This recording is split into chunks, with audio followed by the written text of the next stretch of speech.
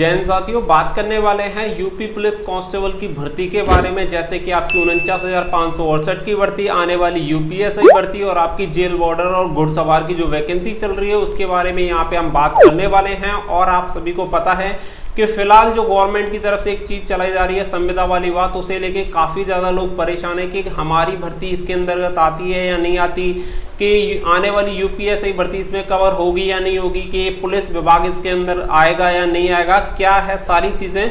तो वो मैं आप सभी को इस वीडियो में क्लियर बताने वाला हूं, क्योंकि पीपीएस की वहां पे बात की गई है। तो पूरी चीजें मैं आप सभी को यहाँ पे डिस्कस करके बताने वाला हूँ। साथ ही में मैं बताने वाला हूँ कि कौन सी भर्ती इसके अंदर आएगी और कौन सी नहीं आएगी। तो देखिए, मैं आप सभी को बता दूं कि सबसे ज्यादा जो फिलहाल परेशान है 49,568 के अभ्यर्थी परेशान है, क्योंकि अभी फिलहाल उनकी भर्ती चल रही है और मेडिकल की प्रक्रिया चल रही है फर्स्ट बैच की, और बाकी के अभी 2 से 3 बैच और बचे हुए हैं। तो ऐसे में सभी को ये टेंशन है कि अगर भाई संविदा पे होती है तो अपनी तो हालत खराब हो जाएगी। तो नो डाउट भाई हालत तो बिल्कुल खराब हो ही जाएगी, लेकिन मैं आप सभी को बता दूं कि ये अभी प्रस्ताव जारी किया गया है, प्रस्ताव रखा गया है, कैबिनेट में प्रस्ताव जाएगा। उसी के बाद अगर ये वहां पे कंफर्म होता है कि भाई इसे लागू किया जाना चाहिए तो उसी के बाद ये एप्लीकेबल होगा। अब देखिए, आप सभी ने देख लिया होगा कि उसमें बिल्कुल क्लियर लिखा हुआ है कि खा और गा कि जितने वर्ग हैं उन सभी पर ये एप्लीकेबल होगा। तो उसमें नीचे एक ऑप्शन भी मतलब 3 चीजों को उसमें छूट भी दी गई है, जैसे पीसीएस, पीपीएस और पीसीएस जे। तो अभी बहुत सारे लोगों ने पुलिस की भर्ती के संबंध में बात करने वालों, तो पुलिस की भर्ती से ही संबंधित बात करेंगे। तो वहां पे आपने देखा होगा प्रादेशिक पुलिस सेवा, तो उसे देखते ही सभी अभ्यर्थियों ने कहा कि भाई अपनी भर्ती इसके अंतर्गत नहीं आएगी, यानी पुलिस को बिल्कुल बाहर रखा गया है, पुलिस पे ये एप्लीकेबल नहीं होगा, जो कि पूरी तरह गलत है। आप सभी को बता दें, पीपीएस का मतलब होता है प्रोविंशियल पुलिस सर्विसेज, यानी प्रादेशिक पुलिस सेवा। तो देखिए ये होता क्या है एग्जैक्टली, आपको ये समझने की जरूरत है इसे बाहर क्यों रखा गया है। आप सभी को बता दें कि कांस्टेबल और एसआई तक की जितनी बार पोस्टें होती हैं यहाँ पे कोई भी इसके अंतर्गत नहीं आता है, इंस्पेक्टर तक। यहाँ पे जो पोस्ट होती है वो सीओ की पोस्ट से स्टार्ट होता है, जो कि इसके अंदर आता है। और आप सभी को बता दें कि जो पीपीएस की जो पोस्ट है, पीपीएस का मतलब होता है जैसे कि सेंट्रल में आईपीएस लेवल का अधिकारी भर्ती होता है, उसी तरीके से स्टेट में एक अपनी व्यवस्था होती है। तो उत्तर प्रदेश में पीपीएस भर्ती होता है, जैसे कि आप देखेंगे अदर जैसे सेंट्रल लेवल पे यूपीएससी होता है, यहाँ पे यूपीपीसीएस होता है। तो सेम आप याद रखिएगा, सिविल सर्विसेज के थ्रू, यानी राज्य स्तर की जो सिविल सर्विसेज होती हैं उसी एग्जाम के थ्रू पीपीएस यहाँ पे चयनित होते हैं। तो यहाँ पे आप अपने को इससे बिल्कुल बाहर ना रखें। आप ऐसा ना सोचें कि पूरी पुलिस सेवा के लिए बोला गया है। जैसे कि देखिए भारतीय रेल सेवा होती है, उसके अंदर जितने बार अधिकारी लोग होते हैं वो आते हैं, आप ग्रुप डी को भारतीय रेल सेवा के अंतर्गत नहीं दे सकते, ठीक है। उसी तरीके से आप police constable, SI, ASI, head constable, इन सभी को पीपीएस के अंदर नहीं लिया जाता, यानी ये पीपीएस में नहीं आते। आप सभी को बता दें, पीपीएस लेवल के अधिकारी की अगर बात करें, पूरे यूपी में टोटल 1310 पीपीएस अधिकारी हैं। याद रखिएगा, टोटल 1310।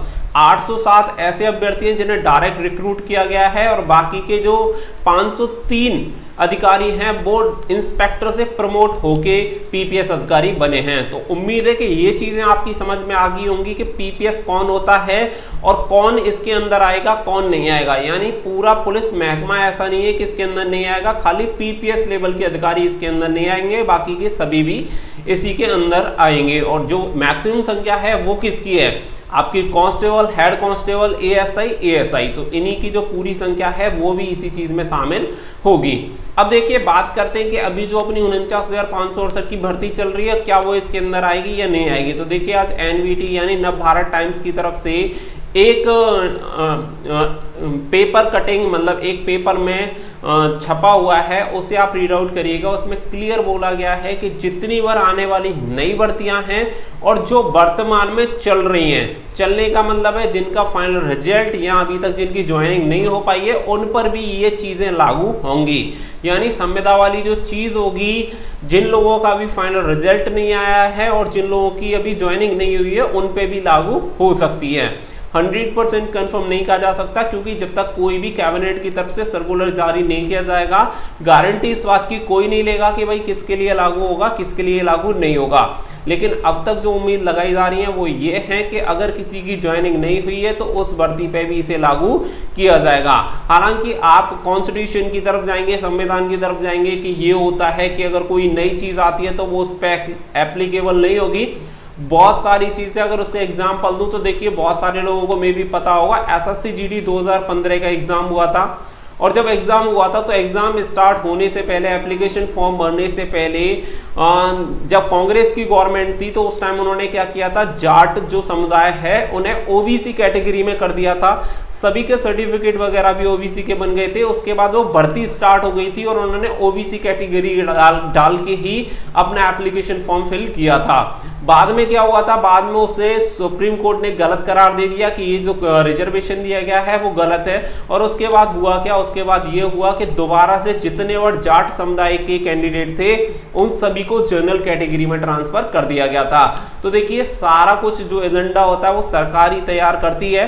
बाकी का जितने बार अभ्यर्थी आवाज उठा रहे हैं बहुत अच्छी बात है, क्योंकि देखिए जिंदगी झंड नहीं नर्क हो जाएगी भाई अगर ऐसा हुआ तो। आप इतना समझ के चलिए, 5 साल संविदा पे नहीं, 5 साल आपको शोषण के लिए भेजा जाएगा। वहां जो आपसे बोला जाएगा वो आपको करना पड़ेगा, अदरवाइज आप नौकरी से बाहर हो जाओगे।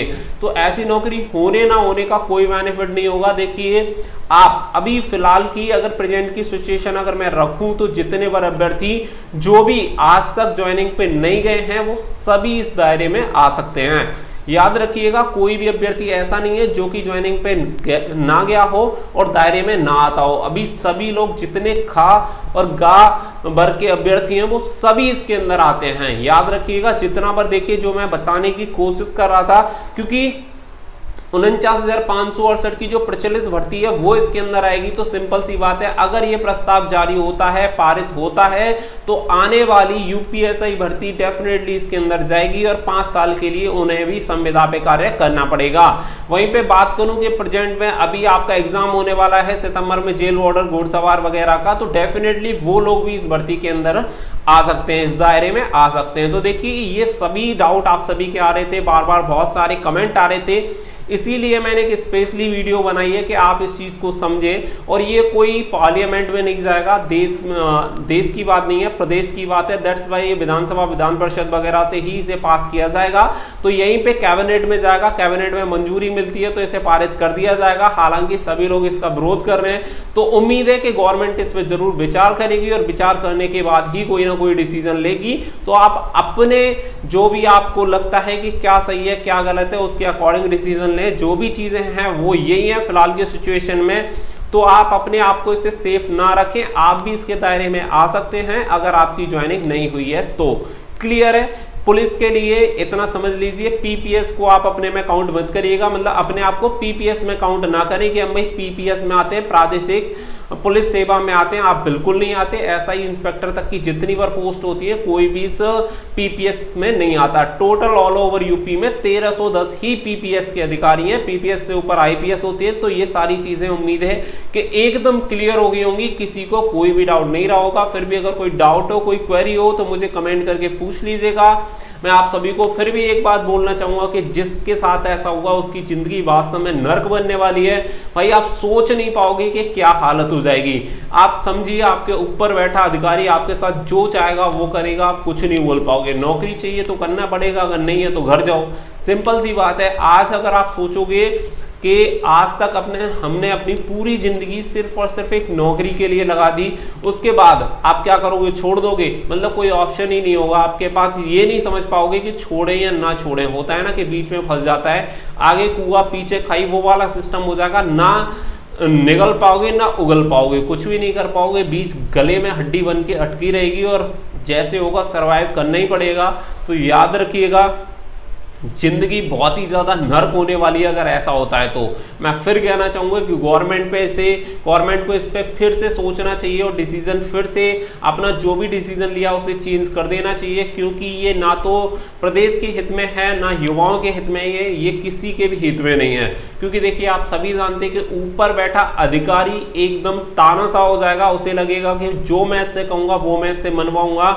अगर नहीं मनवाना तो 6 माह बाद इसका जो मूल्यांकन होगा वो तो तो मेरे ही हाथ में, जाएगा कहाँ भाई? तो करना पड़ेगा डेफिनेटली, पैर भी दबाओगे, जी हुजूरी भी करोगे, पॉलिश करोगे, जो भी करवाया जाएगा डेफिनेटली करना पड़ेगा। यानी आत्मसम्मान नाम की जो भी चीज होगी आपको अपने घर में खूंटी पर ही टांग के जानी पड़ेगी। आत्मसम्मान नाम की कोई भी चीज किसी के अंदर नहीं बचेगी। तो उम्मीद करता हूं चीजें एकदम क्लियर होंगी। मिलते हैं अगली वीडियो में अच्छी सी इंफॉर्मेशन के साथ। So thank you for watching. जय हिंद, जय भारत।